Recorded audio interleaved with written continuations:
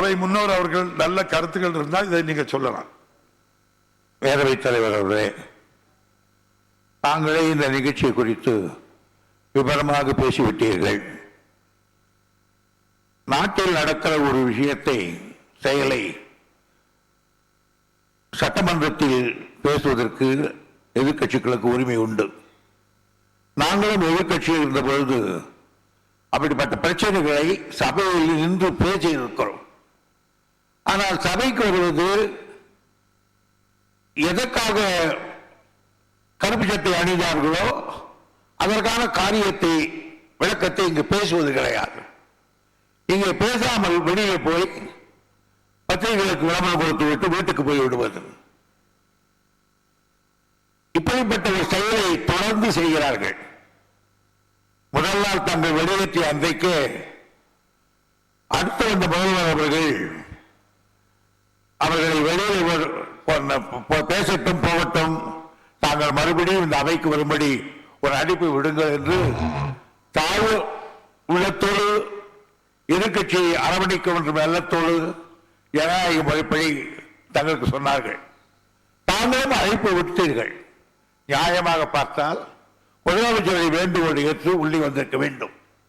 ஆனால் அவர்கள் கள்ளக்குறிச்சியை பற்றியோ குறிச்சியை பற்றி பேசுவதால் இங்க தைரியமாக பேசியிருக்க வேண்டும். ஏதோ இவர்கள் ஆட்சி இருக்கும்போது உத்தமனை போனவர்கள் இங்க மட்டும் அவர்கள் பேசியிருந்தால் அவர்கள் ஆட்சியில் நடந்ததை முதலமைச்சர் கிளி கிழித்து எறிந்திருப்பார்.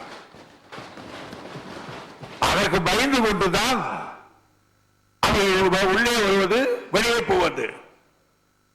தானே திராவிட முன்னேற்ற கழகத்துக்கு எப்படி தொடர்புண்டு என்று ஒரு செயல் தவிர்க்க முடியாத சில நிகழ்ச்சிகள் நாட்டில் நடப்பது உண்டு. இந்தியாவில் கலாச்சாரம் பலவாறு மாநிலம் எது உண்டு? அதை நாங்கள் விரும்புகிறோமா அல்லது அவர்கள் விரும்புகிறோமா? நடக்கக்கூடாது, நடந்து விட்டது. அதுக்கு வேண்டிய பரிகாரத்தை செய்திருக்கிறார். இரண்டு குடும்பத்துக்கு உதவி இருக்கிறார், குழந்தைகள் படிப்புக்கு உதவி இருக்கிறார். இதைவிட ஒரு அரசாங்கம் என்ன செய்ய முடியும்? ஆனால் இவற்றையெல்லாம் விளக்கமாக சொல்வார்கள். அவர்கள் ஆட்சியில் என்னென்ன நடந்தது என்பதை சொல்வார் என்று பயந்துத்தான் முதலமைச்சர் பேச்சுக்கு பதில் சொல்ல முடியாது என்று பயந்துதான் ஒரு பாவனா காட்டுவதை போல உள்ளே வருவது, வெளியே போவது என்ற ஒரு மலிவான விளம்பரத்தை தேடி எதிர்கட்சிகள் அலைகிறார்கள் என்ற குற்றச்சாட்டை நான் சொல்லுவேன். இதே நிலை நீடிக்க கூடாது. அவையின் நேரம் பதிவாகிக் கொண்டிருக்கிறது.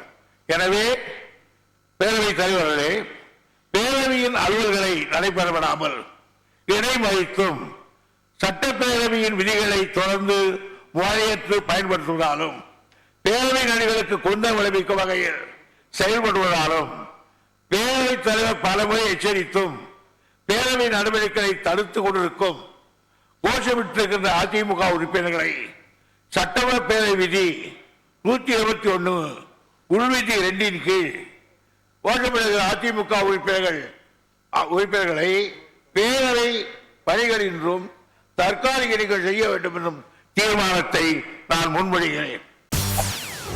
செய்திகளை உடனுக்குடன் தெரிந்து கொள்ள உடனே சப்ஸ்கிரைப் பண்ணுங்க.